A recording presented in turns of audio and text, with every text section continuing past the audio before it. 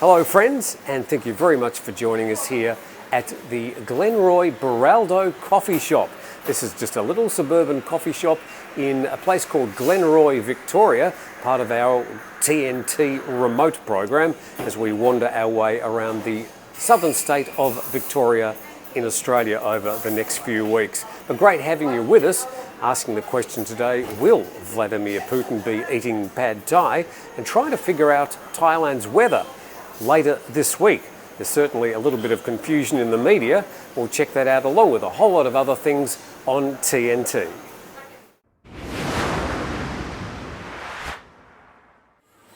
So welcome from our little cove here. We're in a sort of a deli section of a coffee shop here in Glenroy called Beraldo. And here's the magnificent vegetarian breakfast I had. Not that I'm vegetarian, but I just decided I'd have a healthy day and a beautiful coffee too to start the day. But plenty to talk about, including whether Vladimir Putin's going to be eating pad thai a little bit later on in the program. But we start with weather matters today and a bit of confusion in the nation. And this says a storm warning from northeast central region this weekend. Well, let's find out what's happening with this.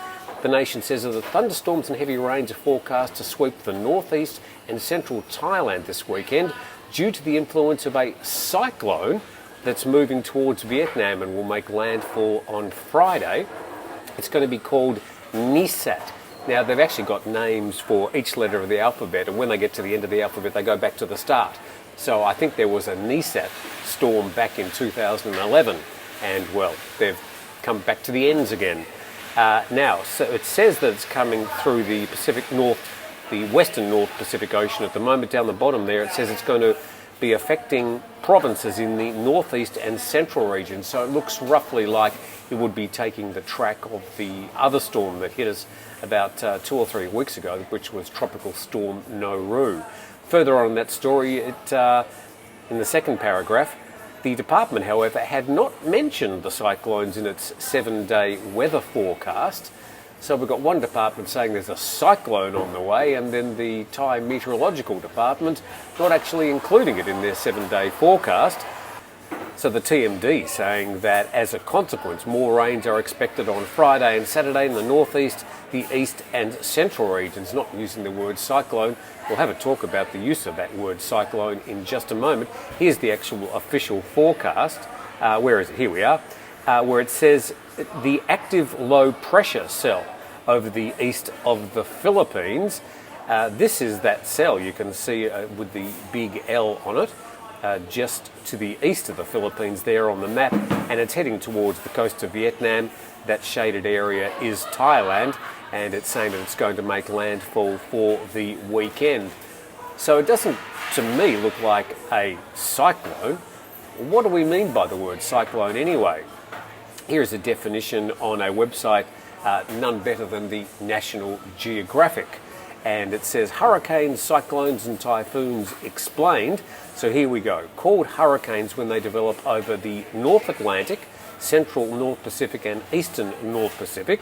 These rotating storms are known as cyclones when they form over the South Pacific and Indian Ocean, and typhoons when they develop in the Northwest Pacific. So coming from Australia, we used to call these cyclones. But if you're in Florida, you know them as hurricanes.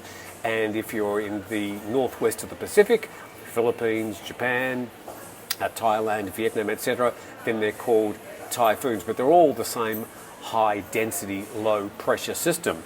And just going back at that synoptic chart, that doesn't, to me, look like a low pressure system. But it looks like they're thinking it could develop into, well, I don't know if it's going to develop it into a full-blown cyclone or typhoon, but at least it looks like there is some rain on the way in that regard. So that's the difference between cyclones, typhoons and hurricanes. You probably knew that already.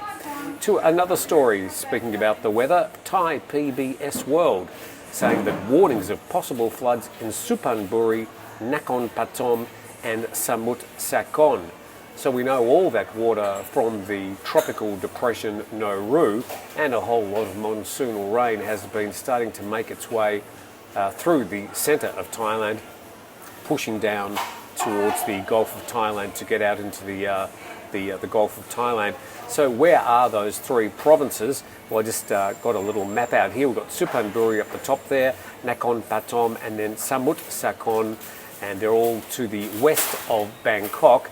And there are a few tributaries flowing down from the central part of Thailand, including the Chao Phraya. This is a different river system, but it's flowing down towards the Gulf of Thailand.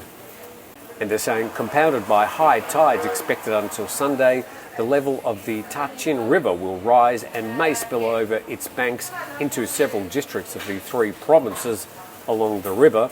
And part of the Petkasam Highway in Nakhon Pathom, the main artery to the southern region, was flooded yesterday, causing a 10-kilometre traffic jam.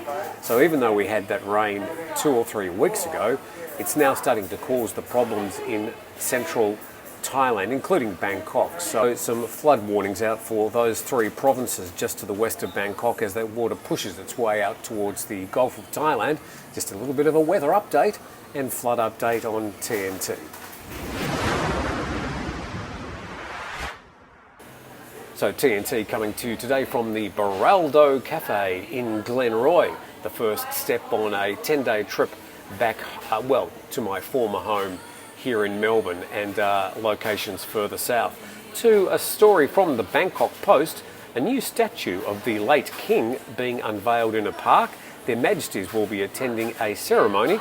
Here's the statue of King Bhumibol, and it looks like it's going to get the official blessing from the royal family today.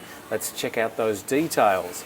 It says Their Majesties, the King and Queen, will today preside over a royal ceremony to mark the unveiling of a statue of His Majesty King Bhumibol Adulyadej the Great, installed at the Chalem Prakyat Park in Dusit.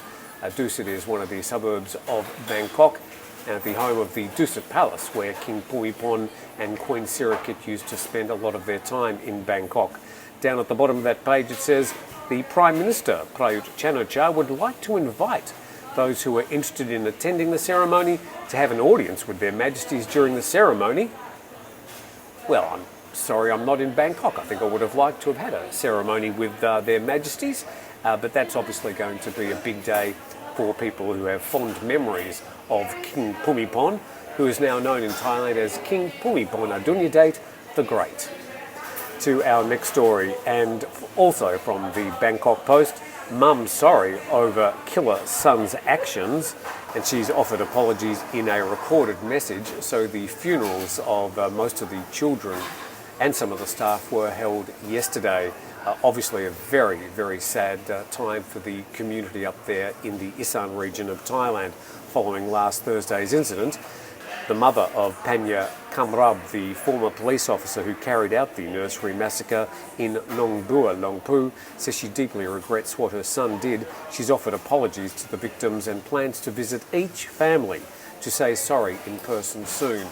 That will be a very emotional occasion, I imagine, for all parties. And a spokesman for the centre said that the killer's mother had denied receiving any threats or being forced to leave her home in Tambon, Utai Sawan, by local people who may have blamed her for what happened, as claimed by some media outlets. And there's been a lot of media coverage about the funeral rites and the cremations of some of the children and staff from the Nong Bua Longpu Childcare Centre.